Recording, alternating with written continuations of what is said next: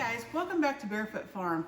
Today, welcome to my pantry. So it's the weekend and I'm trying to come up with something to make for my family that can save me a couple dollars, use up some of the things that have been on my shelves, been in my freezer for a while, kind of do a little bit of a use it up challenge, just to try to, be a good steward of the food that we've already purchased, use it up before it goes bad, and also, make a delicious meal. So if you're here for it, let's get cooking. So based on the things that I was able to get out of my pantry, my freezer, and the fridge, I decided I'm going to make a Chile Relleno casserole for breakfast. So here I have some taco meat that I had from the other day when I made some beef enchiladas. And so this taco meat is basically seasoned with some salt, pepper, garlic, onion powder, a little bit of cumin, and some beef bouillon.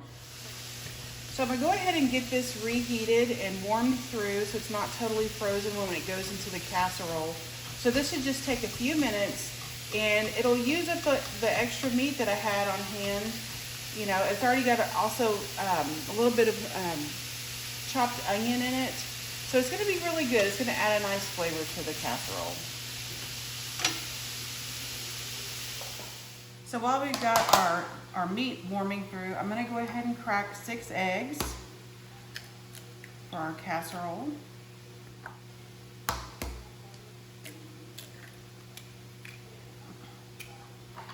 Now, Chile Relleno Casserole is one of my husband's favorite Mexican dishes, and I've made it from scratch here a few times. It's kind of time consuming and labor intensive, so being able to make this casserole gives you the same flavor without all the work. So it's got 6 eggs, and this is, if you have chickens and it's springtime and they're laying up a storm, this is a good way to make a different breakfast casserole than what people are typically used to. So here I'm gonna use some heavy whipping cream and put there's probably about a half a cup that was left in here.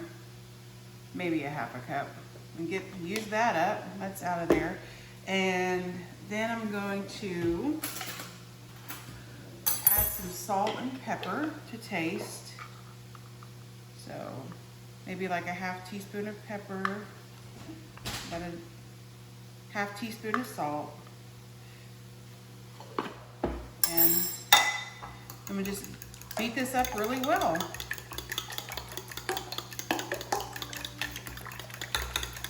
Thing that I had that I needed to try to use up was, it's a little over half a block of probably close to 5 ounces of some Monterey Jack cheese. So I'm gonna go ahead and shred that up, and that'll be added to the mix as well.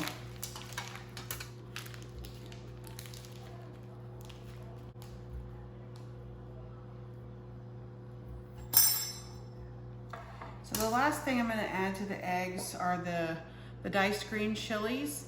This is a bigger can than you normally probably see. This is a 7-ounce can, and these chilies are diced.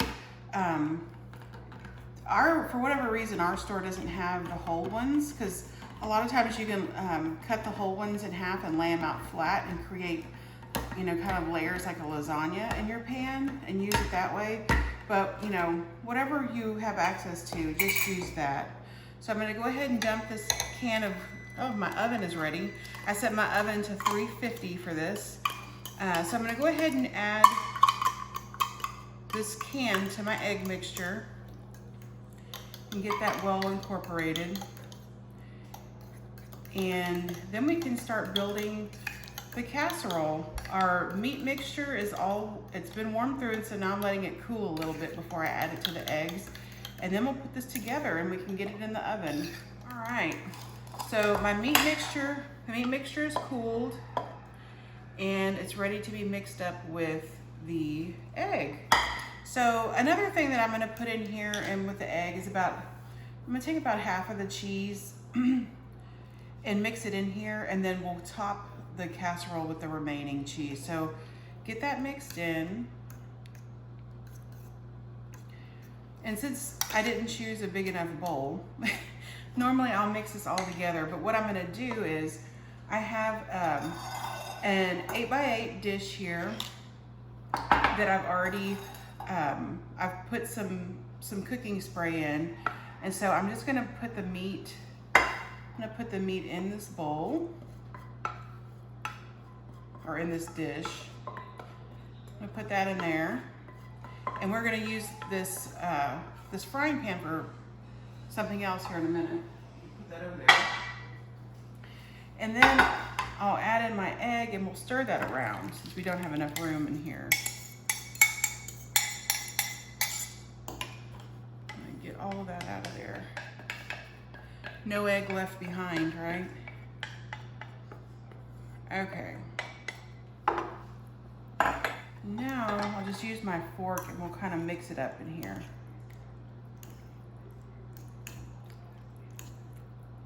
Make sure it's all thoroughly dispersed. All right. That looks good to me. And now we'll just top it with the rest of the cheese.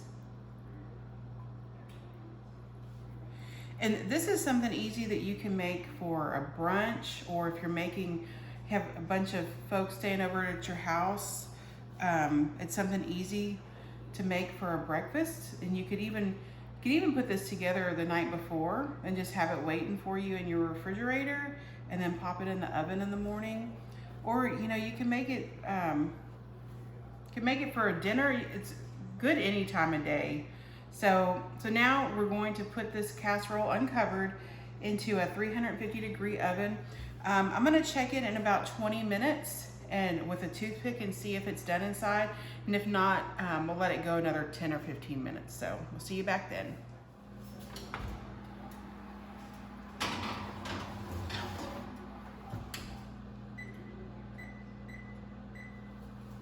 So while our casserole is cooking, I'm gonna make something that's totally optional, but I figured I'm gonna try a little experiment this morning. So typically, chili rellenos are served with some Ranchero sauce poured over top. So my husband really likes that, so I figured, you know what? I think I can do it with some canned things and things I have, you know, in my pantry, in my fridge. So every Texan should have some form or fashion of Rotel in their pantry. Am I right? Anyway, this is our local grocery store, H-E-B. This is their version of hot Rotel, but I always have Rotel in my pantry. You never know when you're gonna need it. And Rotel comes with tomatoes, jalapenos, different peppers, things like that. I have a little bit of onion in the fridge that I need to use up. So I figured I'm gonna put these all together because these are all the things that are in Ranchero sauce. And we're gonna give it a try and see what happens. So I'm gonna open up my can of Rotel.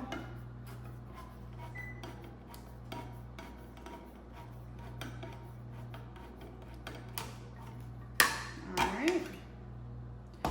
I'm gonna put it in here because this is gonna be kind of a smooth sauce.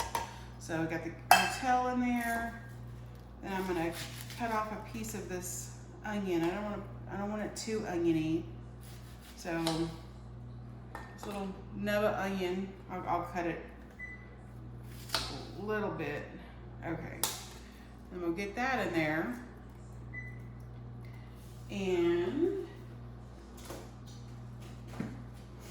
then I'm gonna add just a touch of some Knorr chicken bouillon,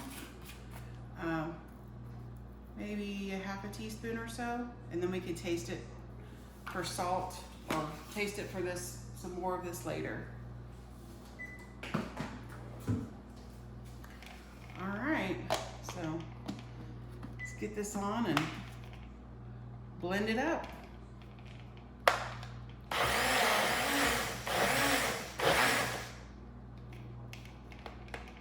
All right, and now we're gonna cook it. We're gonna cook it in that pan that we warmed our meat in. So I've got my pan on medium heat. I just wiped it out from using it earlier. No need to rewash it yet. So I'm gonna put maybe a teaspoon or so of some oil in there. Let that get a little bit warm. So So my oil has warmed up some, and another spice I'm gonna put in here is a little bit of Mexican oregano. I'm gonna let it get in there in the oil so it will release its natural oils and flavor.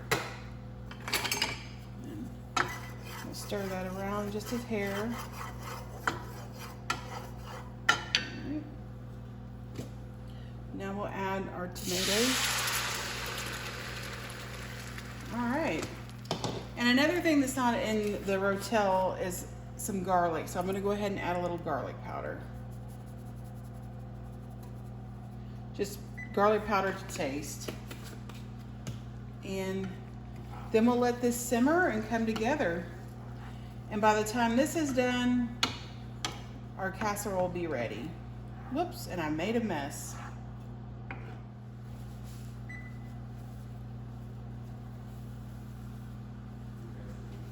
Okay, y'all, we got about 5 more minutes to go.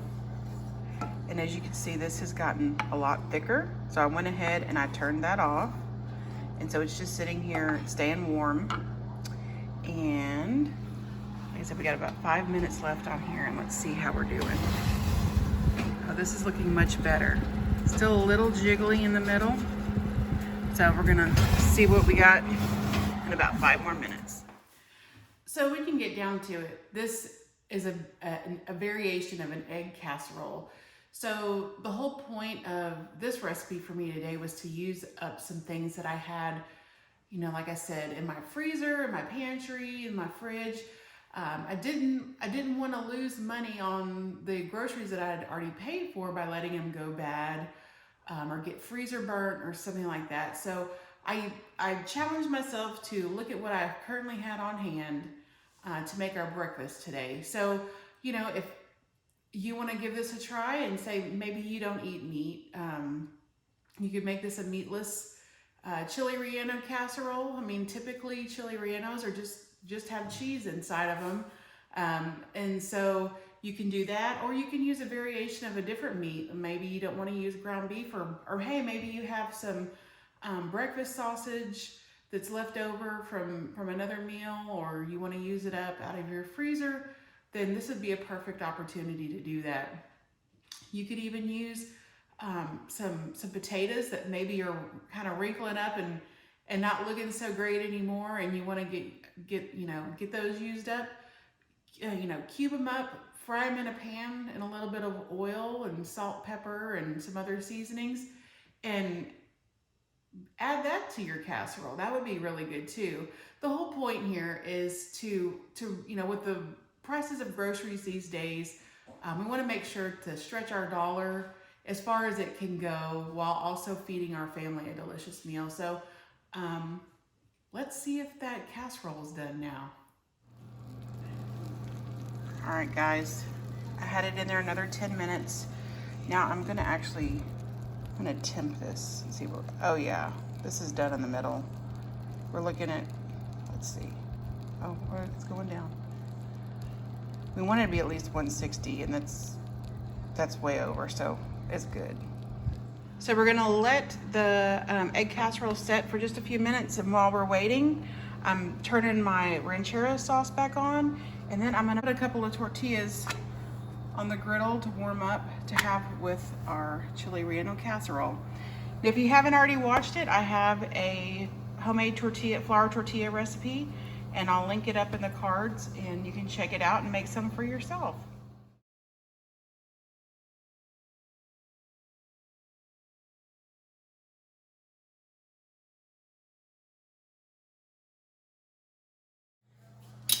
All right, let's cut this up. I'm gonna go ahead and cut up a slice.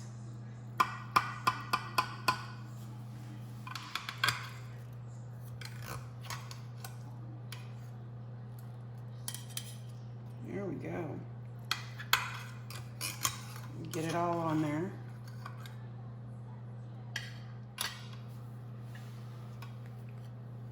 There we go.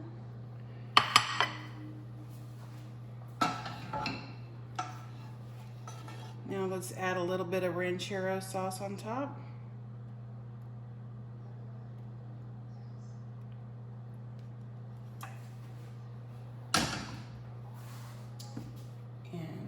tortilla. There you go, guys. Chile Relleno Casserole with Ranchero sauce and a flour tortilla. I hope you give it a try and I hope you like it. Please like and subscribe for more videos just like this to help you save some money, use up the things that you have. I hope you see you around again. Have a great day. Bye.